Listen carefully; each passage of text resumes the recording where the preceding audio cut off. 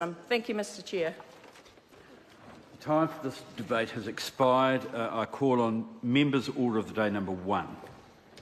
Interrupted debate on the first reading of the Arbitration Amendment Bill. Paul Foster Bell has a call and he has 3 minutes and 30 seconds remaining to speak.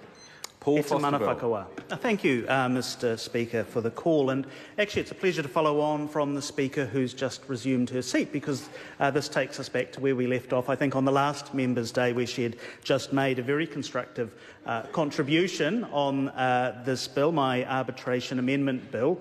I was responding to some of the very useful and constructive points that she had made, including that the arbitration system in New Zealand is generally set up very well. We are one of the least corrupt places in the world. In fact, we've been rated by Transparency International as the least corrupt country in terms of public sector perceptions of corruption, and that includes our judicial systems, our courts, our police, all of those very fine people who keep this a good and safe country to live in.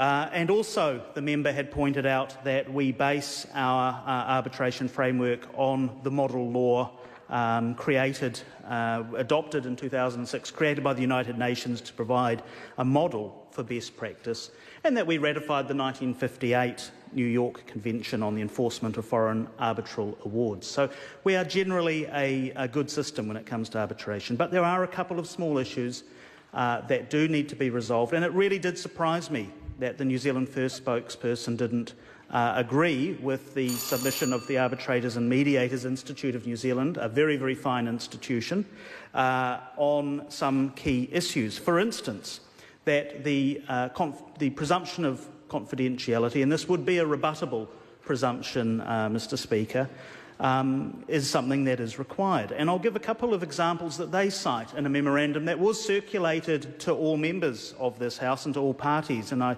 would be surprised if the New Zealand First spokesperson, who is usually very assiduous, hadn't actually read it. But there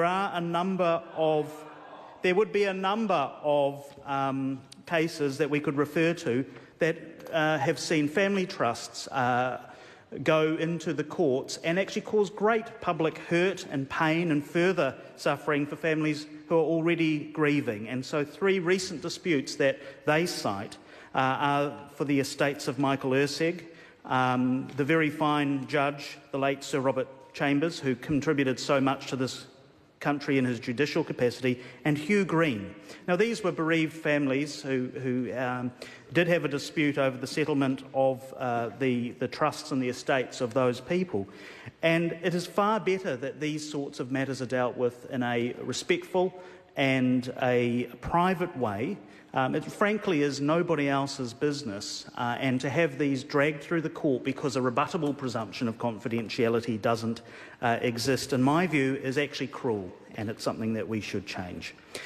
This is in line, sir, with the global trend towards the arbitration ability of trust disputes, and this is evidenced by the International Chamber of Commerce laying this out in its standard clauses, which it publishes, and also a recent decision in the New South Wales Court of Appeal. So I think this is a good bill, Mr. Speaker, and I commend it to the House.